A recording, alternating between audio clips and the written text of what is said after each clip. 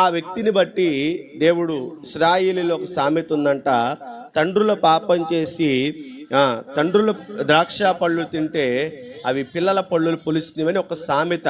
అంటే తండ్రులు పాపం చేయడం వల్ల, తండ్రులు చేసిన పాపాన్ని బట్టి ఇలా మా పరిస్థితులు అయిపోయినాయండి, మా తాత ముత్తాతలు చేసినటువంటి పాపాలను బట్టే మా బ్రతుకులు ఇలా తయారైనాయండి అని ఇశ్రాయేలు, నేటికి ఇశ్రాయేలులే కాదండి, చాలామంది కూడా ఇలాంటి విధానాన్నే కలిగి ఉంటున్నారు.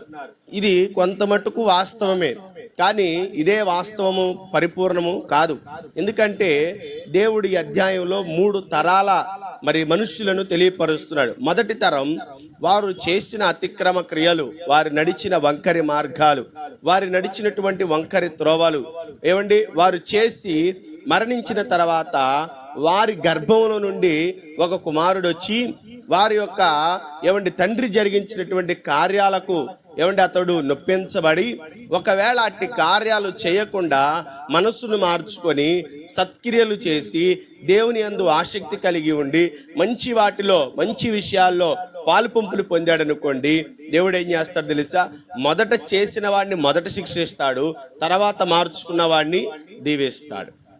అంతేకాని దేవుడు పితరుల పాపాలను బట్టి శిక్షించేటువంటి కఠినాత్ముడు కానే కాదు.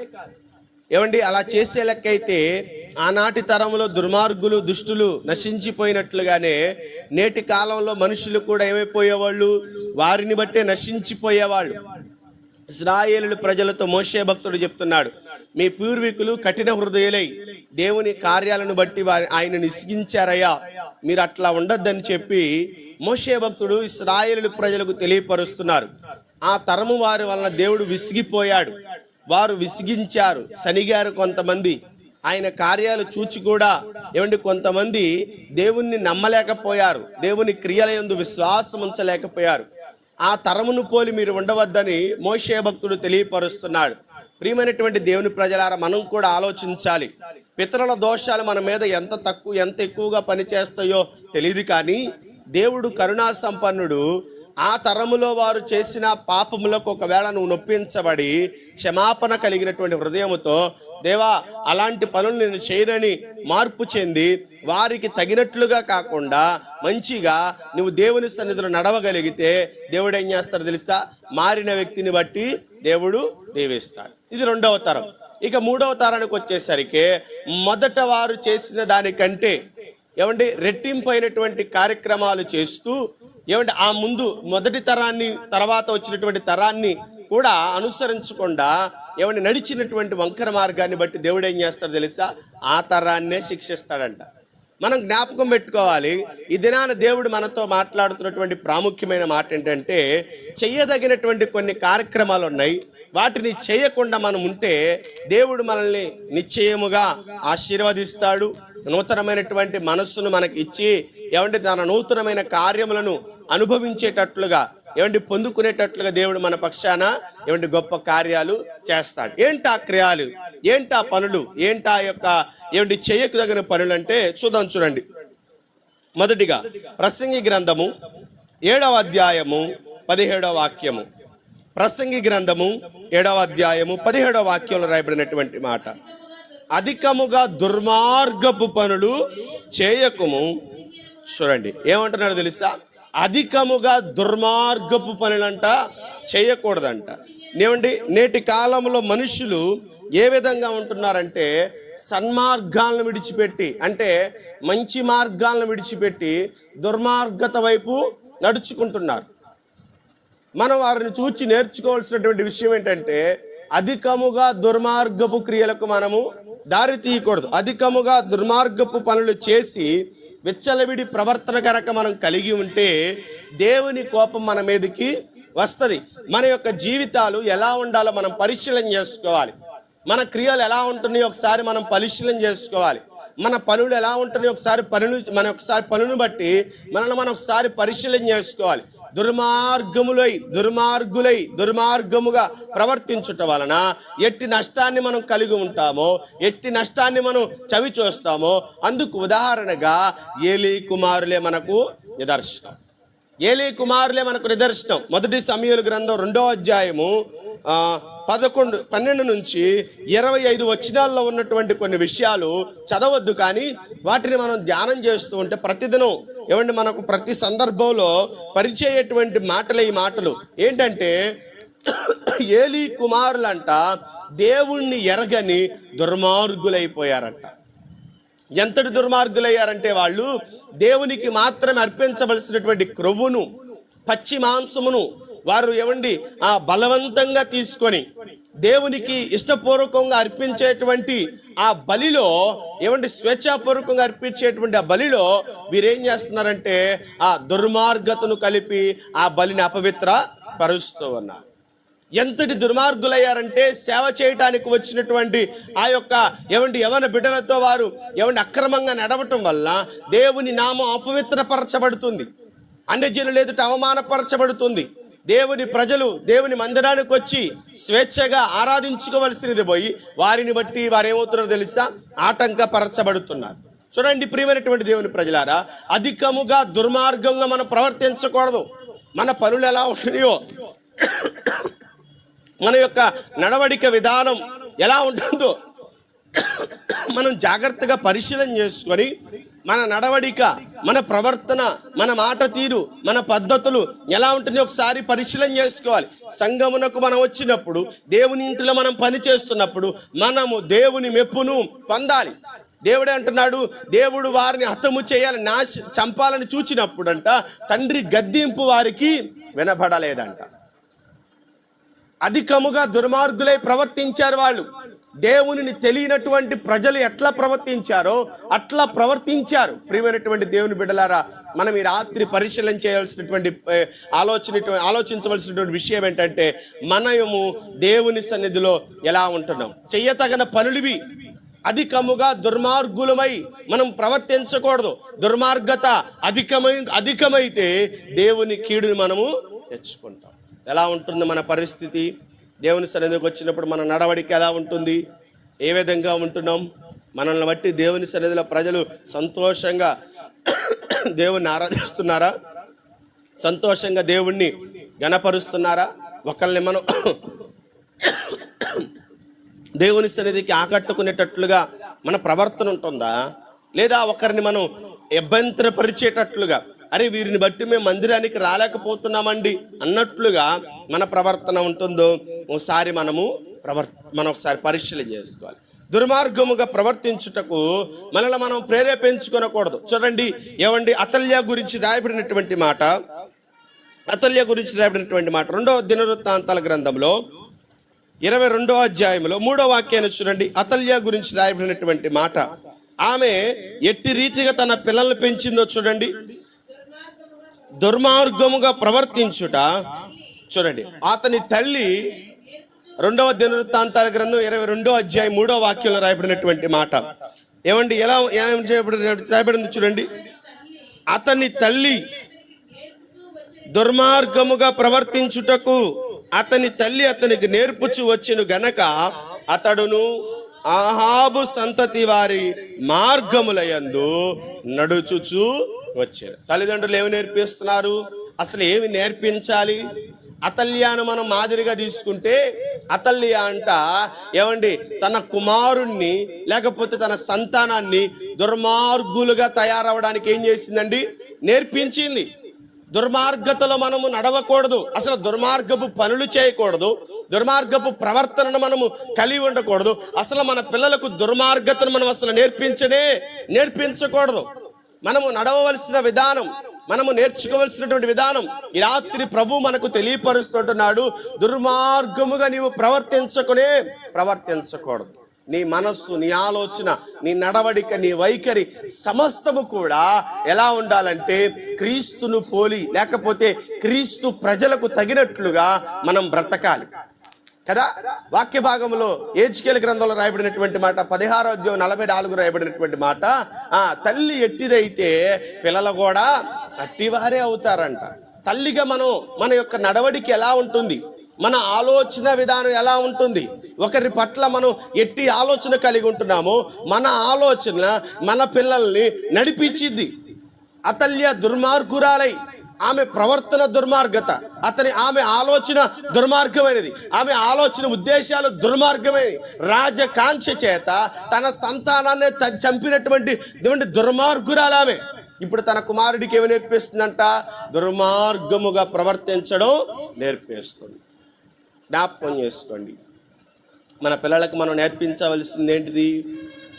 అసలు మన పిల్లలకు మనం ఏమని చెప్పాలి? భోజనపు బల దగ్గర కూర్చొని సౌలు తన కుమారుడితో మాట్లాడిన మాట ఎంత భయంకరం అంటే, పరిశుద్ధ గ్రంథంలో అలాంటి మాట మరెక్కడ ఇంత భయంకరంగా వాడినట్లుగా ఎక్కడ మనకి కనపడదు. ఏమంటే పిల్లల దగ్గర తల్లిదండ్రులు వచ్చించవలసినటువంటి మాటలు, ఏమంటే పలకవలసినటువంటి మాటలు, వారికి నేర్పవలసినటువంటి మాటలు, వారికి చెప్పవలసినటువంటి మాటలు ఆ విధానం కానే కాదు. బిడ్డలకు తల్లిదండ్రులు ఏమంటే నేర్పించవలసినటువంటి విధానం ఏంటంటే, వారిని సన్మార్గములో, చక్కటి మార్గంలో వారిని నడిపించాలి. అందుకే వాక్య భాగంలో రాయబడినటువంటి మాట, తల్లిదండ్రులారా మీ పిల్లలకు కోపము రేపక ప్రభు యొక్క శిక్షలోను బోధలోను వారిని పెంచండి. అంతేగాని దుర్మార్గులుగా రే అది చెయ్యి ఇది చెయ్యి, ఆ నా మాటను ఈ నీ మాటను అని ఒకవేళ గనక నీ బిడ్డలకు నేర్పిస్తే వాళ్ళు ఏమవుతారో తెలుసా? నిన్ను మాదిరిగా తీసుకొని, లేకపోతే నిన్ను యొక్క మాదిరిగా పెట్టుకొని వాళ్ళు నడుస్తూ వాళ్ళ జీవితాలు ఏమైపోతాయి? దుర్మార్గం అయిపోతాయి కదా. వారు దేవుని సన్నిధిలో ఎదుగుతారా? దేవుని ఇంట్లో నమ్మకస్తాన్ని సంపాదించుకుంటారా? యాకోబు తన కుమారుడైనటువంటి ఏశావును పెంచిన తీరు అతన్ని ఐగుప్తు దేశమునకు రాజుగా నిలబెట్టింది. మరి మన బిడ్డల్ని పెంచే తీరు, మన బిడ్డల్ని ఎలా పెంచుతున్నావు? లోతు తన బిడ్డల్ని సొదొమ గొమొర ప్రజల దగ్గర అంటున్నటువంటి మాట చూడండి, ఇదిగో పురుషులను ఎరుగినటువంటి స్త్రీలు 2 బిడ్డలు నాకున్నారు.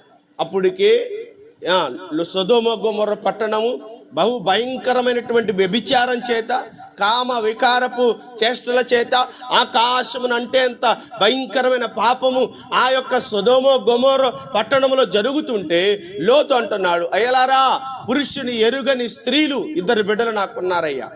ఎంత పవిత్రంగా పెంచాడో చూడండి, ఎంత మంచి మార్గంలో వారిని పెంచాడో చూడండి. పిల్లల్ని పెంచే విధానంలో ఎలా ఉండాలో తెలుసా? ఈ పాపపు లోకములో ఉంటున్నటువంటి ఈ యొక్క బిడ్డలని పాపం అంటనివ్వకుండా వారిని కాపాడుతూ ఉండాలి, వారిని సంరక్షిస్తూ ఉండాలి. అంతేగాని లోకపు తీరు నీలో పెట్టుకొని బిడ్డల్ని పెంచితే వాళ్ళు ఎలా పెరుగుతారో తెలుసా? లోకానుసారమైనటువంటి విధానంలో వారు పెరుగుతూ ఉంటారు. లోకస్తులను వారు మాదిరిగా చేసుకుంటారు. లోకస్తులను వారు వారి జీవితానికి ఒక మాదిరిగా మార్గంగా పెట్టుకుంటారు. నేటి కాలంలో సమయంలో మనం చూస్తూ ఉంటాం, ఎంతమంది సినీ తారల కోసం, సినిమా యాక్టర్ల కోసం ప్రాణాలను త్యాగం చేసిన వారు, డబ్బులు నష్టపోయినటువంటి వారు, జీవితాలను నాశనం చేసుకున్నటువంటి వారు ఎంతమంది ఉన్నారు, ఎంతమంది ఉంటున్నారు? ఫలానా వాడు మాకు మాదిరండి, ఫలానా వాడు మాకు గురి అండి అని చెప్పి వాడిని పోలి నడుస్తూ వాడి కొరకు ఏదేదో పిచ్చి పిచ్చి పనులు చేస్తూ ఉంటున్నారు.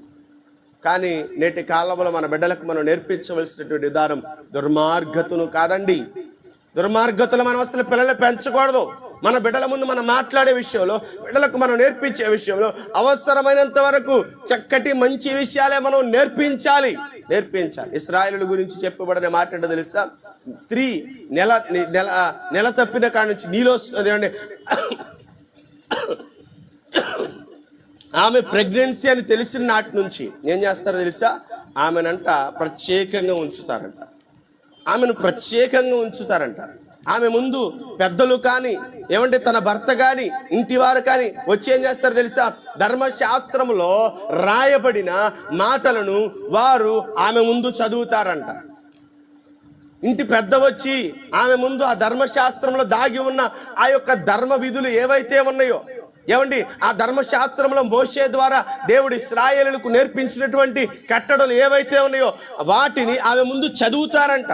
ప్రతి రాత్రి పడుకునేటప్పుడు ఆమె ముందు పెద్దలు మాట్లాడుకునే విధానంలో చక్కటి సంభాషణ, ప్రేమ కలిగిన సంభాషణ, చక్కటి దైవికమైనటువంటి మాటలు, దేవుడు నేర్పించినటువంటి మాటలు, దేవుడు నేర్పించిన కట్టడి ఆమె ముందు మాట్లాడుతూ ఉంటారంట. ఎందుకని? ఆమె నేర్చుకోవడం కాదు, ఈ విన్న మాటలు లోపట ఉన్న బిడ్డలకు చక్కగా అవి వంట పడతాయని చిన్ననాటి నుంచే కడుపులో ఉన్నప్పుడే బిడ్డలకు నేర్పవలసిన వాటిని చక్కగా నేర్పిస్తారు. వాళ్ళు నెల తప్పిన కాడ నుంచి సినిమాల మీద మోజు, తిండి మీద మోజు, అవి కావాలని ఇవి కావాలని వాటి కొరకు వీటి కొరకు ఆరాట పడతామే తప్ప మనము మన బిడ్డలకు చక్కగా తల్లి గర్భంలో వాళ్ళు పెరుగుతూ ఉన్నప్పుడే వారు మనల్ని గమనిస్తూ ఉంటారని తెలుసుకొని ఏం చేస్తారో తెలిసి ఇశ్రాయేలీయులు తల్లి ఆమె గర్భవతిగా ఉన్నప్పటి నుంచి బిడ్డల ముందు ఆ యొక్క స్త్రీ ముందంట ధర్మశాస్త్రాన్ని చదువుతూ ఉంటారంట, దేవుని కార్యాలను వివరిస్తూ ఉంటారంట. ఇద్దరు భార్యాభర్తలు కూర్చున్నప్పుడు చక్కగా దేవుని గురించి మాట్లాడుకుంటూ ఉంటారంట. ఇంట్లో పెద్దవాళ్ళు అత్తమ్మలు కానీ తల్లిదండ్రులు కానీ ఉన్నప్పుడు వాళ్ళంతా ఆమె యొక్క కడుపులో ఉన్న బిడ్డకు వినాలని చక్కగా దేవుని గురించినటువంటి స్తుతులలో లేకపోతే ఆయన ఘనకార్యాలను వివరిస్తూ ఉంటారంట. కానీ అతల్య ఏం చేసింది? దుర్మార్గంగా పెంచింది, దుర్మార్గంగా నేర్పించి. మరి కాబట్టి ఈ దుర్మార్గపు ఆలోచన మనం మానుకోవాలి. చూడండి, 2వ పేతురు రాసిన పత్రికలో 2వ అధ్యాయం 7-8 వాక్యంలో రాయబడినటువంటి మాట చూడండి. 2వ పేతురు రాసిన పత్రిక 2వ అధ్యాయము 7-8 మాటల్లో రాయబడినటువంటి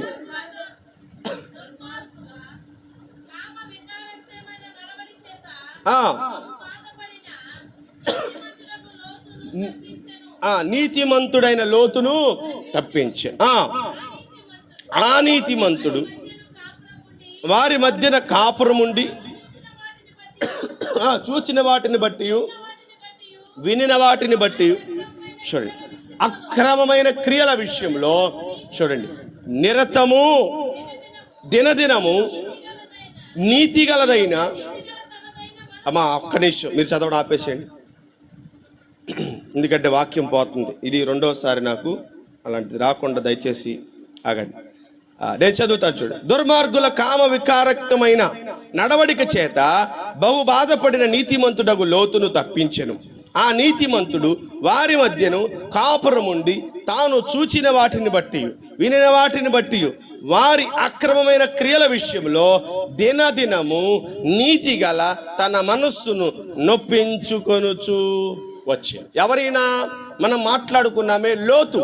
ఈ లోతు అంట ఎక్కడున్నాడో తెలుసా? దేవుడి కామ వికార చేష్టలు దుర్మార్గులైన ప్రజల మధ్య ఇతడున్నాడు. దుర్మార్గులైన ప్రజల మధ్య ఇతడుండి వారు చేయుచున్న అక్రమ క్రియలున్నాయే, దుర్మార్గపు క్రియలున్నాయే, కామ వికారపు చేష్టలున్నాయే, వయస్సుకు మించినటువంటి వయస్సుకు సరిపోయినటువంటి కార్యక్రమాలు చేయుచున్నటువంటి ప్రజల మధ్య ఉన్నాడే ఇతడంట దినదినము తన మనస్సును ఏం చేశాడు తెలుసా? నొప్పించుకొనుచు వచ్చాడు. ఎందుకోసము? ఈ దుర్మార్గులైన ప్రజల మధ్య మనం ఉన్నాం. నేనున్నాను, నా కుటుంబం ఉంది, నా బిడ్డలున్నారు, ఇగో నా సంతతి ఉన్నది. ఇదిగో ఈ దుర్మార్గుల యొక్క చేష్టలు, ఈ దుర్మార్గుపు యొక్క నడవడిక నా కుటుంబానికి అంటకుండా, నా బిడ్డలకు అంటకుండా, ఈ దుర్మార్గుల యొక్క క్రియలు నా దరికి చేరకుండా దినదినము ఏం చేస్తున్నాడు తెలుసా? వాటికి దూరముగా ఎలా ఉండాలో నేర్చుకుంటున్నాడు. ఎలా ఉండాలో నేర్చుకుంటున్నాడు. మనం లోకానుసారమైనటువంటి మాటల్లో ఒక మాట ఉంటుంది కదా, తామర పుష్పము బురదలోనే ఉంటుంది, నీటిలోనే ఉంటుంది, కానీ దాని మీదకి ఎలాగైతే నీరు చేర్చుకోదో అలాగే నీతిమంతుడైనటువంటి లోతు ఆ కామ వికారపు చేష్టలు చేస్తూ దుర్మార్గులైన ప్రజల మధ్య తాను ఉన్నాను. అతడు ఎలా ఉన్నాడో తెలుసా? దినదినము తనను తాను సరి చేసుకుంటూ ఉన్నాడు. మనం కూడా ఏం చేయాలి తెలుసా? ఈ లోకపు యొక్క తీరులు మనకు అంటకుండా, ఈ లోకపు యొక్క తీరు మన బిడ్డలకు అంటకుండా, ఈ లోకపు తీరు మన భక్తి జీవితాన్ని పాడు చేయకుండా దినదినము మనం ఎక్కడ జారిపోయాము, దినదినము మనం ఎక్కడ పడిపోతున్నామో, ఎక్కడ బలహీనమవుతున్నామో, పడిపోయిన ప్రతిసారి, కృంగిపోయిన ప్రతిసారి దేవుని పాదాల దగ్గరికి చేరి కన్నీటితో ఆయన్ని మనం బ్రతిమాలుకుంటూ ఉండాలి. ఈ దుర్మార్గపు చేష్టలు మన దరికి చేరకూడదు. అధికముగా దుర్మార్గము చేయవారిని మనం అనుసరించి నడవకూడదు. లోకమంతా ఒకలాగున్నా క్రైస్తవుడు ఎలా అంటాడో తెలుసా? లోకమునకు ప్రత్యేకముగా ఉంటాడు. యేసు ప్రభువారు స్వయంగా పలికిన మాట, ఇదిగో లోకమునకు వెలుగు వచ్చేను, లోకము దాన్ని ఏం చేస్తుంది తెలుసా? లోకము వెలుగును అంగీకరించలేదు, లోకము ఇష్టపడలేదు. ఎందుకంటే లోకములో ఉన్న ప్రతివారు దుర్మార్గతను అనుసరించి నడుస్తున్నారు. సత్యం అనేది ఎప్పుడైతే లోకములోకి వచ్చిందో అప్పుడు ఏం చేసింది తెలుసా? సత్యమును తరిమి వేయడానికి ఈ లోకములో ఉన్న దుర్మార్గులు కంకణం కట్టుకున్నారు కదా. యేసు ప్రభు వారిని ఏమండి వెంటాడి ఎక్కడ దొరుకుతాడని శాస్త్రులు పరిచయులు వెదికారాయిన్ని. ఎందుకని? నీతి బోధలు, ధర్మ బోధలు, చక్కటి మాటలు, జీవితాన్ని కట్టే మాటలు, బ్రతుకును బాగు చేసుకునే మాటలు. అయ్యా ఈ లోకపు తీరును సరి చేసుకొని బాగు చేసుకోండి అని చెప్పినందుకు ఆయన వెంటాడాడు. ఆయనకు ముందున్నటువంటి యోహాను, బాప్తిస్మమిచ్చే యోహాను హెరోదియ గురించి చెప్పినటువంటి మాటను బట్టి ఆమె మనస్సు నొప్పించబడి ఏం చేసింది తెలుసా? ఒకానొక సందర్భంలో అతడి తలను కోరుకుంది. ఎందుకు కోరుకుంది? ఎందుకు కోరుకుంది? అతడు ఏమన్నా హత్యలు చేశాడా? వ్యభిచారాలు చేశాడా? దొంగతనాలు చేశాడా? రాజకీయ మరణ శిక్షకు సంబంధించినటువంటి నేర చరిత్ర ఏమైనా కలిగి ఉన్నాడా? ఏమీ లేదు. అతడు చెప్పాడు, మారు మనస్సుకు తగిన ఫలాలు ఫలించాలి. సర్ప సంతానమా, రాబోతున్నటువంటి కీడు నుండి నువ్వు తప్పించబడాలి. ఇదిగో చేయుచున్న దుర్మార్గపు పనులు హెచ్చరిక చేసినటువంటి మనుష్యుడైనటువంటి ఆ యొక్క యోహాను తలను కోరుకున్నారు. లోతు అయితే ఏం చేశాడు తెలుసా? దుర్మార్గుల మధ్య అతడు ఉంటూ అతడు ఏం చేస్తున్నాడు తెలుసా? దినదినము తనను తాను నొప్పించు. ఉంటుందా ఈ మనస్సు మనలో ఈ మనస్సులో ఉన్నది? చేయకూడని పనులు, అసలు చేయవలసినటువంటి పనులు మనం మానేసాం. మనం ఎప్పుడో చేయకూడని పనుల వైపే మనం చేస్తున్నాం, అటువైపే మనం వెళుతున్నాం. కాబట్టి రాత్రి మనం గమనించుకోవాలి. ప్రభు బల్ల ఆరాధనకు సిద్ధపడుతున్నటువంటి మనము చెయ్యదగని పనులు ఏమైనా ఉన్నాయేమో పరిశీలన చేసుకోవాలి. అసలు ఏమి చేస్తున్నాం, మనం ఏమి చేయట్లేదు పరిశీలన చేసుకోవాలి. మనం టీచర్లు పొద్దునంతా ఉదయకాలం అంతా పాఠాలు చెప్పి సాయంత్రం ఏం చేస్తారు తెలుసా? హోంవర్క్ వేస్తారు. దేంట్లో హోంవర్క్ ఇస్తారు? చెప్పని సబ్జెక్టులో నుంచి ఎవరు చెప్పిన వాటిలో నుంచే ఇస్తారు. ఈ హోంవర్క్ చేసిరా, ఇంటికాడ నువ్వు ఇప్పుడు వరకు స్కూల్లో విన్న పాఠాలు ఇంటికాడ నువ్వు ఎలా ఉంటున్నావు? అసలు పుస్తకాలు పట్టుకుంటున్నావు లేదా? చదువుతున్నావు లేదా? స్కూల్కి వచ్చినప్పుడే పుస్తకాలు ముందేసుకోవడమును, తల నేలకేసి కొట్టుకుని చదివి ఇక్కడే పెద్ద విద్యావంతుల్లాగా కనపడతావు. ఇంటికి వెళితే అసలు పుస్తకం ముట్టుకోము, బ్యాగ్ మన జ్ఞాపకమే ఉండదు. మళ్ళా రేపు పొద్దున అడావుడిగా లెగడం, మళ్ళీ అడావుడిగా బయలుదేరడం. ఇదేనా? అసలు నీవు ఇంటికాడ ఎలా ఉంటున్నావు అని పరీక్షించడానికి వాళ్ళు ఏం చేస్తారో తెలుసా? హోంవర్క్ ఇంటికాడ రాయాలి, ఇంటికాడ నువ్వు పని చేయాలి. ఈ స్కూల్లో చదివిన చదువు అంతా ఇంటికాడ కూడా నువ్వు పెట్టాలి. ఈ స్కూల్లో నువ్వు ఎలా ఉంటున్నావో ఇంటికాడ కూడా నీ నడవడికి అలాగే ఉండాలని చెప్పి స్కూల్లో చదివిన దాన్ని అంతా ఇంటికాడ చేసుకురమ్మని చెప్పి వాళ్ళు ఏం చేస్తారంటే హోంవర్క్ ఇస్తారు. తెల్లారగల్లా తర్వాత రోజు స్కూల్కి వెళ్ళిన తర్వాత ఏం చేస్తాడు తెలుసా? హోంవర్క్ రాసిన వాళ్ళు ఎవడో తీసుకురంటాడు. నాలాంటోడు ఒకడు ఉంటాడు, చేయనోడు. అడేం చేస్తాడు? ఆ రోజు స్కూలు ఎగ్గొట్టేస్తాడు కదా. మనం కూడా ఎలా ఉండాలి? ఈ లోకంలో, ఈ లోకపు పనుల్లో మనం ఎలా ఉండాలి? దానికి దూరముగా మనము ఉండాలి. సంఘంలో ఉన్నప్పుడే, మందిరంలో ఉన్నప్పుడే భక్తి కాదు. మనం బయట ఉన్నప్పుడు మన భక్తి జీవితాన్ని కూడా పరిశీలన చేసుకో. ఉంటున్నారా దేవుని మాటలు? ఉంటున్నారండి? కొలస్సీలకు రాసిన పత్రిక 3వ అధ్యాయము 6వ వాక్యంలో రాయబడినటువంటి మాటలు మనం చదువుదాం. చూడండి, కొలస్సీలకు రాసిన పత్రిక 3వ అధ్యాయం 5వ వాక్యం నుంచి చదువుతున్నాను. కావున భూమి మీదనున్న మీ అవయవములను అనగా జారత్వమును, అపవిత్రతను, కామాతృతను, దురాశను, విగ్రహారాధనైన ధనాపేక్షను చంపివేయుడి. వాటి వలన దేవుని ఉగ్రత అవిధేయులైన వారి మీదకి వచ్చును. చూడండి ఏమంటున్నాడు భక్తుడైనటువంటి పౌలు? మనము మానుకోవలసినవి కొన్ని ఉన్నాయి, విడిచిపెట్టవలసినవి కొన్ని ఉన్నాయి. అక్కడ పర్టికులర్గా అంటున్నాడు. ఏమంటున్నాడంటే మీ మీదకి వాటిని చంపివేయుడి. అంటే చంపివేయడంటే ఇక అవి బతికి ఉండడానికి ఆస్కారం లేదు, ఇక వీలు లేదు. ఇక నువ్వేం చేయాలి? ఆ దుర్మార్గపు క్రియలను చంపివేయాలి, బ్రతకనివ్వకూడదు. ఇప్పుడు ఇంట్లో బ్యాక్టీరియా ఉందనుకోండి, బాత్రూంలో బ్యాక్టీరియా ఉందనుకోండి, ఏం చేస్తారు? దానికి బ్రతికి ఉండేటట్లుగా మంచి అవి తీసుకొచ్చి బ్రతకని వాటిని పెంచి పోషిస్తామా? అప్పుడు కరోనా చైనాలా కాదు, ఇక్కడ మన ఇంట్లోనే పుట్టింది. ఏం చేస్తూ ఉండాలి? ఆ క్రిమి పెరిగే కొద్దిగా అసలు పెరగనివ్వకుండా దాన్ని చంపివేయాలి. అలాగే మనలో కూడా ఇలాంటివి పెరుగుతూ ఉంటాయి. ఏంటంట? భూమి మీద ఉన్న మీ అవయవములు అనగా జారత్వము, అపవిత్రత, కామాతృతను, దురాశను, విగ్రహారాధను, ధనాపేక్షను చంపి. ఇవన్నీ ఏంటి అంట? భూమి మీద ఉన్న మన అవయవాలు. చెయ్యో, కాలో, కన్ను, నోరు, చెవో, ఇలాంటివి ఒక అవయవం లాంటిది. ఈ యొక్క చెడ్డ పనులండి. కొంతమందికి కొన్ని అలవాట్లు వాడుకగా ఉంటాయి. కదా. కొన్ని అలవాట్లు వాడుకగా ఉంటాయి, కొన్ని అలవాట్లు వాళ్ళకి ఇష్టపూర్వకంగా ఉంటాయి. వాటిని ఏం చేయాలి తెలుసా?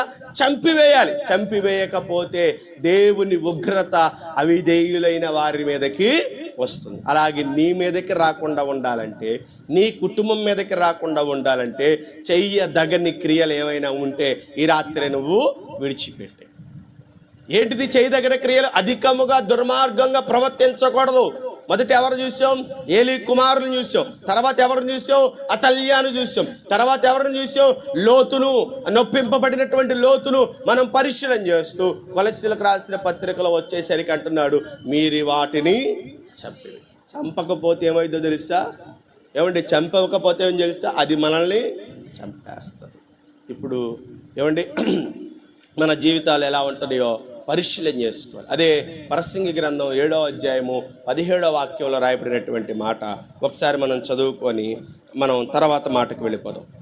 7వ అధ్యాయం 17వ వాక్యంలో రాయబడినటువంటి మాట, చేయకుము, బుద్ధిహీనముగా తిరగవద్దు, నీ కాలమందు నీవేళ చనిపోదు. చూడండి ఏమంటున్నాడు? నీ కాలమందు నీవేళ చనిపోతావు. అసలు నీ దుర్మార్గ పనులు చేయడం వల్ల అనతి కాలంలోనే, నీది కాని కాలంలోనే చనిపోతారంట. ఎవరో దుర్మార్గపు పనులు చేసేటువంటి వారు, మంచి పనులు చేసేవాళ్ళు కాదు, దుర్మార్గంగా ప్రవర్తించేవారు తమది కాని కాలంలో ఏమవుతారండి? ఈ లోకాన్ని విడిచిపెట్టి వెళ్ళిపోతారు, నాశనమైపోతారు, కనుమరుగైపోతారు. దుర్మార్గులు ఏమైపోతారండి? గడ్డి పువ్వులే వాడిపోతారు. మన జీవితాలు ఎలా ఉంటున్నాయో పరిశీలన చేసుకుందాం. మన నడవడికి ఎలా ఉంటుందో పరిశీలన చేసుకుందాం.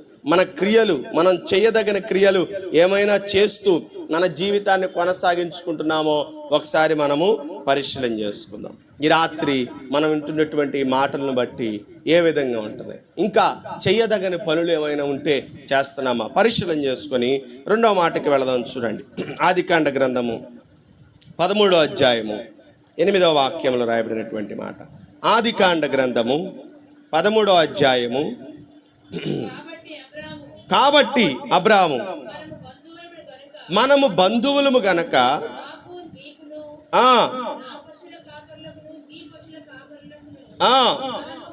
కలహము ఉండకూడదు. ఎవరు చెప్తున్నారంటే అబ్రహాము తన సహోదరుడు కుమారుడు అనేటువంటి లోతుతో చెప్తున్నాడు. అంటే ఈ మాటలో ఉన్నటువంటి విషయం ఏంటంటే చెయ్యదగిన పనులు. అంటే మన బంధుమిత్రులతో మనము కలహము పెట్టుకోకూడదంట.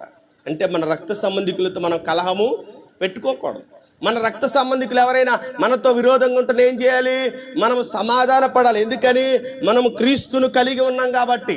క్రీస్తు ప్రేమ ప్రతి వారిని ప్రేమిస్తుంది కాబట్టి నీ బంధువులు, నీ రక్త సంబంధికులు నీకు విరోధంగా ఉంటే వారితో కలహపడద్దు, వారితో నువ్వు తగాద పెట్టుకోవద్దు.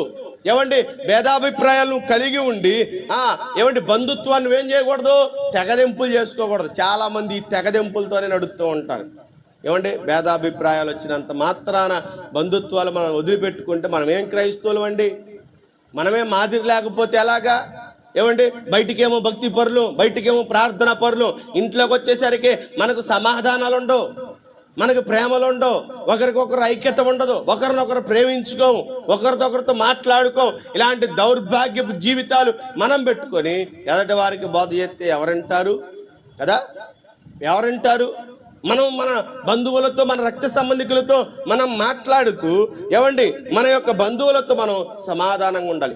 అదే యోసేపు చరిత్రకారకు వచ్చేసరికి యోసేపు యొక్క చరిత్ర ఎంత చక్కటి చరిత్ర. 37వ అధ్యాయము 26వ వాక్యంలో యోసేపు తన అన్నలను ప్రేమించినటువంటి విధానం. అప్పుడు యూదా, మనము మన సహోదరుని చంపి వాని మరణమును దాచిపెట్టినందువలన ఏమి ప్రయోజనం? చూడండి, అన్న తమ్ముడిని చంపడానికి ఇష్టపడతలా, ప్రేమ కలిగాడు. అయ్యో, తమ్ముడి రక్తం మనం చిందించకూడదు, ఆ తమ్ముడు ప్రాణం తీయకూడదు. ఆడు మన సహోదరుడు, మన రక్త సంబంధి, మన తర్వాత పుట్టినటువంటి వాడు. సహోదరుల ప్రేమ, బంధుమిత్రుల ప్రేమ మనం కలిగి ఉండాలి కదా. యేసు ప్రభువారు ఎక్కడికి వెళ్ళినా తన కుటుంబాలు వెంబడించినప్పుడు ఆయన కలిగి ఉండే ప్రేమ విధానం వేరు. ఆయన తల్లి దగ్గరికి వచ్చేసరికి ఆఖరికి అంటున్నాడు, అమ్మా ఇదిగో నీ ప్రియ కుమారుడు. ఏంటది? తల్లి బాధ్యత, ప్రేమ, కుటుంబం మీద ప్రేమ. ఆ ప్రేమను మనం కలిగి ఉండాలి. యోసేపును చంపడానికి ఇష్టపడినటువంటి యోధ తర్వాత ఏం చేయబడ్డారో తెలుసా? ఆ తర్వాత ఏ వ్యక్తినైతే చంపకుండా విడిచిపెట్టారో ఆ కారణం బట్టి ఐగుప్తుల వారు పోషించబడ్డారు కదా. తమ్ముడి రక్తాన్ని తీయకుండా కాపాడినందుకు యోధాను దేవుడు ఇష్టపడ్డాడు. అదే కయ్యోను దగ్గరికి వచ్చేసరికి ఏం చేశాడు? తన తమ్ముడి రక్తాన్ని చిందించాడు. క్రూరత్వం అండి ఆనాటి నుంచే ప్రారంభమైంది మనుషుల్లో. అన్నదమ్ముల మధ్య క్రూరత్వం అక్కడే ప్రారంభమైంది, అక్కడే బీజం వేసుకుంది. పగ పగ పగ, పెద్దవాడు చిన్నవాడికి, చిన్నవాడు పెద్దవాడికి విరోధులైపోతారు. అసలు బద్ధ శత్రువులు ఎక్కడో లేరు, ఇంట్లోనే శత్రుత్వం ఉంది. అలాంటి శత్రుత్వాలు మనలో ఉండకూడదు. పగలు అలాంటివి మనలో ఉండకూడదు. యోసేపును చూడండి, యోధ రక్షించాడు. యోధ తన తమ్ముడు ప్రాణాన్ని తీయకుండా కాపాడినందుకు ఏం చేయబడిందో తెలుసా? యోధ చేసిన ఆ పనిని బట్టి దేవుడు 7 సంవత్సరాలు కరువులో ఏం చేశాడో తెలుసా? ఇశ్రాయేలుకు మూల పురుషులైనటువంటి 12 మంది కుటుంబాలను పోషించాడు, కరువు అనేది లేకుండా. మనం ఎలా ఉంటున్నాం? మొహం చాటేయడాలు, మొహం దిప్పుకోవడాలు, పలకరించకుండా ఉండటాలు, సొంత అన్నతో రక్త సంబంధికులతో మాట్లాడకుండా ఉండటాలు, ఇలాంటివి మనం చేస్తే పరలోక రాజ్యం వెళ్తామా?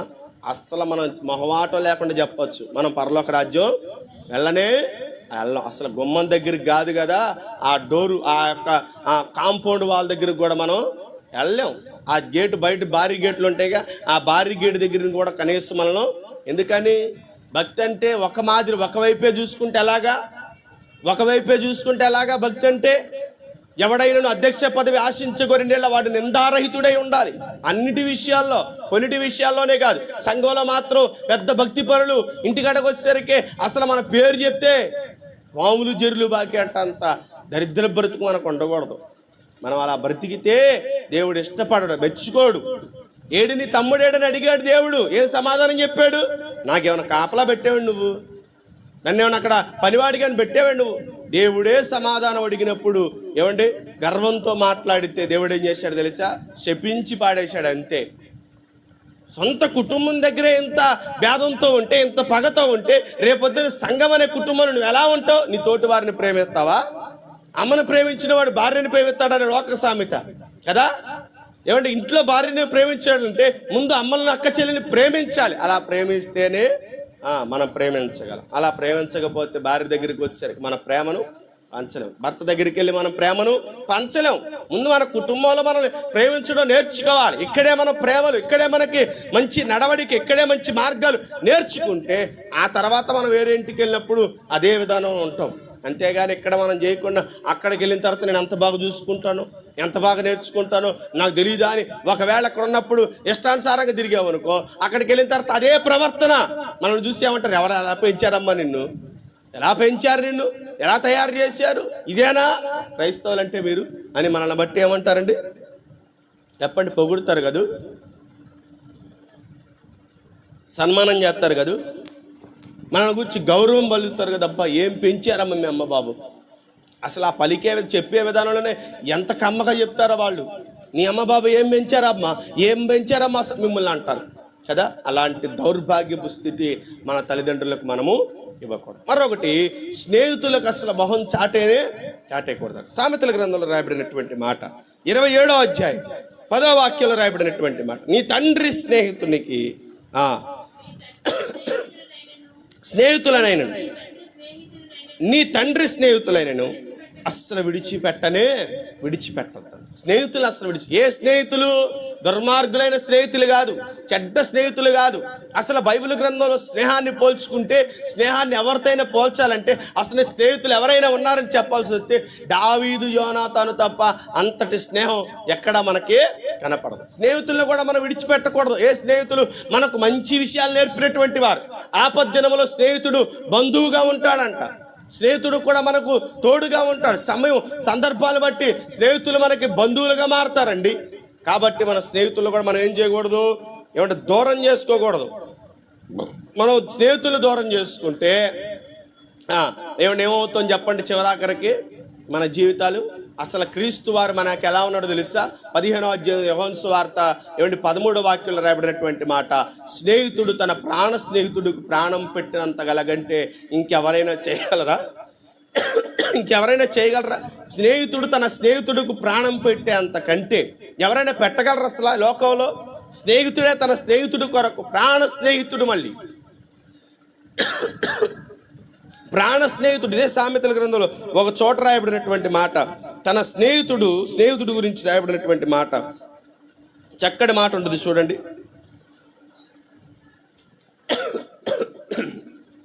17వ అధ్యాయం 17వ వాక్యం, సామెతల గ్రంథం 17వ అధ్యాయం 17వ వాక్యం రాయబడినటువంటి, నిజమైన స్నేహితుడు విడువక ప్రేమించును, ఆ దుర్దశలో అట్టివాడు ఎలా ఉంటాడు తెలుసా? సహోదరుడిగా ఉంటాడంట.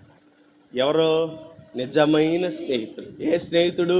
నిజమైన స్నేహితుడు. బైబిల్ గ్రంథంలో మనకి ఎవరైనా స్నేహితులు ఉన్నారంటే యేసుక్రీస్తు వారే. ఆయన గురించి రాయబడినటువంటి మాట, ఆయన నిజ స్నేహితుడు, మన కొరకు ప్రాణం పెట్టిన మంచి స్నేహితుడు. ఆ స్నేహాన్ని మనం విడిచిపెట్టకూడదు. లోక స్నేహాల్లో మంచి స్నేహాన్ని ఎలా విడిచిపెట్టకుండా ఉంటున్నామో అలాగే దైవికంగా క్రీస్తు స్నేహాన్ని మనము విడిచిపెట్టకూడదు. అందుకే అపోస్తలుడైన పౌలు తన ఆస్తిని మొత్తం ధారాగతం చేసేసాడు, విడిచిపెట్టేశాడు. ఎందుకని? ఆయనతో కలిసి సహవాసం చేయడానికి. ఒక చోట అంటాడు, నేను ప్రాణముతో విడిలి అసలు నేను ప్రాణం పోయి అక్కడికి వెళ్ళకపోవడం నాకు ఎంతో ఇష్టంగా ఉంది, కానీ మీ మధ్యన ఉండటానికి ఇది ప్రయోజనకరమని ఎరిగి నేనేం చేస్తున్నాను? ప్రాణంతో ఉండటానికి ఇష్టపడుతున్నాను. ఎందుకంటే ఆయనతో నేను కలిసి నడవటానికి ఇష్టపడుతున్నాను. అనోకు 360 సంవత్సరములు దేవునితో నడిచాడు, స్నేహం చేశాడు. దేవుడు నరులు దేవునితో స్నేహం చేశారు. అబ్రహాము దేవునితో స్నేహం చేశాడు. అందుకే వారి జీవితాలు ఏమైనా ఆశీర్వదించబడింది. శ్రమ దినమున దేవుడు వారి మాట విన్నారు. కాబట్టి మనం కూడా ఏం చేయాలి? లోక స్నేహంలో మంచి స్నేహాన్ని కలిగి ఉండాలి. అలాగే ఆత్మీయంగా క్రీస్తుతో మనము స్నేహితులమై ఉండాలి. అబ్రహామును స్నేహితుడుగా ఏమండి దేవుడు పిలుచుకున్నాడు. అబ్రహాము నా స్నేహితుడు అన్నాడు కదా. దేవుడు స్నేహితుడిగా చేసుకున్న వారు ఏ విధంగా ఆశీర్వదించబడ్డారు. మనం కూడా ఏం చేయాలి? క్రీస్తు ప్రేమను మనం, ఆ స్నేహాన్ని మనం కలిగి ఉండాలి. ప్రియమైనటువంటి దేవుని ప్రజలారా, ఈ రాత్రికాల సమయం ఇంకా విస్తారమైనటువంటి మాటలు చాలా ఉన్నాయి, కానీ సమయాన్ని బట్టి కొంచెం మనం నడుచుకుందాం. వాతావరణ రీత్యా చాలా ఇబ్బందిగా ఉంది. అయినను దేవుని మహాకృప ఇప్పటి వరకు మనం చాలా చక్కగా దేవుని సన్నిధిలో ఉన్నాం. ఈ రాత్రి విన్నటువంటి మాటల్లో నీకు నీ హృదయానికి తాకినవి ఏమైనా ఉంటే దానిని బట్టి ప్రభు సన్నిధిలో పశ్చాత్తాపడు, ప్రభు సన్నిధిలో ఒప్పుకో. నీకు దేవుడు ఈ దినాన్ని అందించినటువంటి మాటలను, ఏమైనా మాటలు నీ హృదయాన్ని తాకితే ఆ మాటల ప్రకారం నడుచుకో. నొప్పించబడి మనస్సు కలిగిన ఉండొద్దు. వాక్యాన్ని అంగీకరించి వాక్య ప్రకారమైనటువంటి నడవడికను నువ్వు కలిగి ఉండాలి. చక్కగా దేవుడిచ్చినటువంటి మాటలు దుర్మార్గంగా మనం ప్రవర్తించు.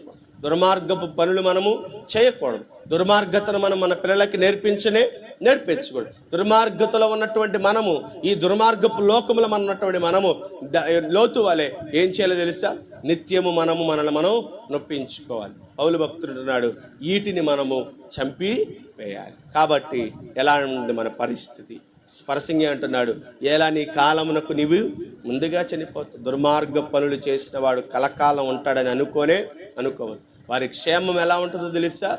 వారి క్షేమం ఎలా ఉంటుందో తెలుసా? క్షణమాత్రమే ఉంటుంది వారి క్షేమం. అనుకోవచ్చు, ఈ లోకంలో వాళ్లే బాగుంటున్నారండి, వాళ్లే బాగా పెరుగుతున్నారండి, వాళ్లే 70 కాలం 80 కాలం సంపూర్తిగా ఉంటున్నారండి అని ఒకవేళ అనుకుంటున్నావేమో. వారు తర్వాత మనం వారిని వెదికిన జాడ కనపడినటువంటి స్థలము ఒకటి ఉంది. వారిని అనుసరించి మనం నడవకూడదు. ఇంకోటి, బంధుమిత్రుల మధ్య మనం ఎలా ఉంటున్నాం?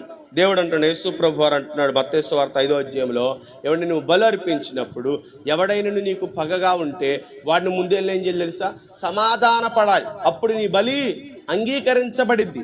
ఇంకో చోట అదే అధ్యాయంలో అంటాడు, నీవు ప్రార్థన చేయుటకు నిలబడినప్పుడు నువ్వేం చేయాలి తెలుసా? ఎవడైనా నీకు విరోధంగా ఉండడం తెలిస్తే నువ్వు ముందు ప్రార్థన పెళ్ళి ఏం చేయాలి? ఆ వ్యక్తితో సమాధాన పడిరా. అప్పుడు నీ ప్రార్థన పరలోకమందున్న దేవుడు అంగీకరిస్తాడు. అంతేగాని గుర్తొచ్చినా కూడా క్షమాపణ అడగకోకుండా, గుర్తొచ్చినా కూడా సమాధాన పడకుండా నువ్వు బల్లలో పాల్పొంపులు పొందినా, ప్రార్థన చేసినా అది నీకు ప్రయోజనకరంగా ఉండదు. పౌలు భక్తుడు అంటున్నాడు, మీరు నాశనమునికి మీరు కలిసి కూడుకొనటం నష్టమేది. మీరు కలిసి రావటం అది నష్టానికే కాదు, మీకు ప్రయోజనం ఎంత మాత్రము కాదు. ఎందుకని? చెయ్యవలసిన పనులు చేయకుండా, చెయ్యదగిన పనులు మానుకోకుండా ఉండటం వల్ల అది మనకు ప్రయోజనము కానే కాదు. కాబట్టి రాత్రి మనం పరిశీలన చేసుకుందాం, దేవుని సన్నిధిలో మనం అడుగుదాం, దేవా నా స్థితి, నా పరిస్థితి, నా నడవడిక, నా ప్రవర్తన ఎలా ఉంది ప్రభా, నేను ఎలా నడుచుకుంటున్నాను, ఈ లోకంలో నా జీవిత విధానం ఎలా ఉంటుంది, తెలియపరిచినటువంటి మాటల ప్రకారంగా నా నడవడిక ఎలా ఉంటుంది ప్రభా అని ప్రభువుని అడిగితే, ప్రభు ఈ రాత్రి చక్కగా నీ యొక్క జీవితాన్ని నీకు తేటపరుస్తాడు, నీకు తెలియపరుస్తాడు. అద్దంలో నీ ప్రతిబింబాన్ని ఆయన చూపిస్తాడు. సరి చేసుకోవాల్సింది వంకరగా ఉన్నది ఏమంటే చక్కదిద్దుకోవాల్సినది ఏమంటే బాగు చేసుకోవాల్సింది ఏమైనా ఉందంటే ఆయన ఈ రాత్రి నీకు తెలియపరుస్తాడు. ఈ మాసంలో దేవుడు నీకు ఇచ్చిన వాగ్దానం, నిన్ను విమోచించు వాడిగా ఆయన ఉన్నాడు. ఆయన ప్రత్యక్షమయ్యా నీ జీవితాన్ని విమోచించాలని, నీకు విడుదల కలిగి ఇవ్వాలని. ఏ బంధకములో ఉన్నావు, ఏ ఒక్క ఇబ్బందుల్లో నువ్వు కట్టబడి ఉన్నావు, ఏ అలవాట్లలో అసలు నీ కుటుంబం దేనిలో బంధించబడి ఉందో దానిలో నుంచి విడుదల కలిగి ఇవ్వాలని దేవుడు ఆశపడుతున్నాడు. మరి నువ్వు చెయ్యదగని పనులు ఏమైనా ఉంటే వాటిని మానుకో, చేయవలసిన పనులు ఏమైనా ఉంటే చెయ్యి. దేవుడు ఏం చేస్తాడో తెలుసా, నీ కుటుంబాన్ని చక్కగా ఈ మాసం 8వ మాసము చక్కగా నిన్ను నడిపిస్తాడు. ఏ బంధకమును నిన్ను బంధించినా, ఏ సాతాను ఉచ్చును నిన్ను బంధించినా, ఏమంటే వేటగాడు వల వేసి ఏమంటే పక్షులను చిక్కించుకోవాలని మాటుగా ఏమంటే విత్తనములు జల్లి వాడు వల వేసిన దేవుడు ఏం చేస్తాడో తెలుసా, వాడి వలలో చిక్కకుండా నిన్ను విమోచిస్తాడు. దేవుడు నిన్ను విడిపిస్తాడు. సాతాను వలలు ఎన్ని వలలు ఒడ్డుతున్నాడో, ఎన్ని వలలేస్తున్నాడో, అసూయ వల, కోపపు వల, భేదమనే వల, ఎన్ని రకాల వలలో, ఆకర్షితమైనటువంటి వల, మోసయుక్తమైనటువంటి వల, పాపపు ఆలోచనలనే వల, ఇన్ని వల అల్లివాడట్ట పెట్టాడు. ఏదో ఒక వలలో ఎప్పుడొకప్పుడు నీ పాదాలు చిక్కుకుపోవా, వాడు నిన్ను పట్టుకుపోడా, వాడు నిన్ను తన యొక్క సంచులో వేసుకొని వాడు ఆనందపడడా. అలా ఆనందపడకుండా ఉండాలంటే నీ యొక్క నీ యొక్క కాళ్ళు వాడి యొక్క చిక్కుల్లో, వాడు వేసిన వలలో చిక్కుకోకుండా ఉండాలంటే, దేవుడు నిన్ను విడిపించాలి అంటే నీ జీవితము ఎలా ఉండాలో ఈ రాత్రి పరిశీలన చేసుకోవాలి. సాతానుడు వేసిన వలలో నీ కుటుంబం, నీ బిడ్డలు పడకుండా ఉండాలంటే నీ బిడ్డలకు నేర్పించు చక్కటి మార్గాలను, చక్కటి విషయాలను నేర్పించు. వారికి నేర్పించవలసినటువంటి చక్కటి విషయాలు నేర్పిస్తూ నువ్వు కూడా చక్కగా నేర్చుకో. ఆ నేర్చుకున్న దాన్ని బట్టి నీ కుటుంబానికి నేర్పించు. దేవుడు నీ కుటుంబాన్ని ఆశీర్వదిస్తాడు. సాతానుడు వలలో పడకుండా నీ కుటుంబాన్ని విడిపిస్తాడు. నీ బిడ్డల భవిష్యత్తును చక్కదిద్దుతాడు. దేవుడు నీ కుటుంబాన్ని ఎంత ఉన్నత స్థితిలో నిలపాలని ఆశపడు, అంత ఉన్నత స్థితికి దేవుడు నిన్ను తీసుకొని వెళతాడు. ఇస్సాకు ఆ సంవత్సరము విత్తనం వేసేవాడు 100 ఫలమును పొందాడు. ఇస్సాకు ఎక్కడ పొలుగు పెట్టినా, ఎక్కడ పనివారు వారి పనిముట్లు పెట్టినా అక్కడ ఏమవుతుంది తెలుసా, జలలు గల ఊటలు దేవుడు ఇస్తున్నాడండి. అబ్రహాము తవ్విన గుంటలు, తవ్విన బావులను శత్రువులు పూడ్చగా ఇస్సాకు వచ్చి తవ్వడం ప్రారంభిస్తే ఏమవుతుందో తెలుసా, ఆనాడు వచ్చిన ఊట కంటే విస్తారమైనటువంటి ఊట వస్తుంది. అంతగా ఆశీర్వదించబడడానికి కారణం ఇస్సాకు తండ్రిని అనుసరించి, తండ్రి భక్తిని అనుసరించి, తండ్రి నడవడికను అనుసరించి ఆ మార్గంలో నడిచాడు. కాబట్టి ఇస్సాకు ఎక్కడికి వెళ్ళినను శత్రువులు ఏమండి తిరగబడ్డారు. ఒక చోటకు వచ్చరికి ఏమన్నా తెలుసా, సమాధాన పడిపోయారు. అయ్యా ఇక మీతో మేము ఉండలేము, నీతో మేము ఇక పోరాడలేము, నీతో మేము ఇక తిరుగుబాటు చేయలేము. ఎందుకంటే నువ్వు ఎక్కడ పని ప్రారంభించినా, ఎక్కడ నువ్వు పని పూనుకున్నా, ఎక్కడ నువ్వు ఏ కార్యం తలపెట్టినా అది సఫలీకృతం అవుతుంది. విత్తనములో నువ్వు సఫలీకృతం, ఏమంటే నీటి విషయంలో సఫలీకృతం. నీ పాదములే దేవుడు ఏమంటే నేతిలో పడేటట్లుగా ఆశీర్వదిస్తున్నాడు. ఇంత సమృద్ధి ఉన్న నిన్ను, ఇంత దీవెన ఉన్న నిన్ను, ఇంత ఆశీర్వాదం నిన్ను మేము తాకను కూడా తాకలేము, మా వల్ల కావట్లేదు. నీ ఆశీర్వాదాన్ని ఆపటం మా సాధ్యం కావట్లేదు.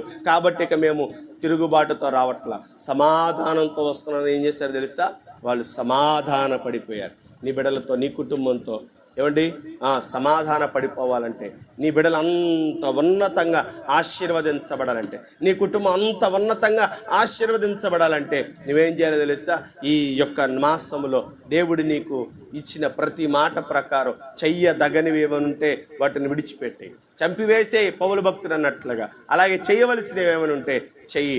చక్కగా దేవుడు వాటిలో నిన్ను వృద్ధిపరుస్తాడు. నీ మంచి నడవడికను దేవుడు ఏం చేస్తాడు తెలుసా, ఆశీర్వదిస్తాడు. అటు రీతిగా మనం నడుపుతాం.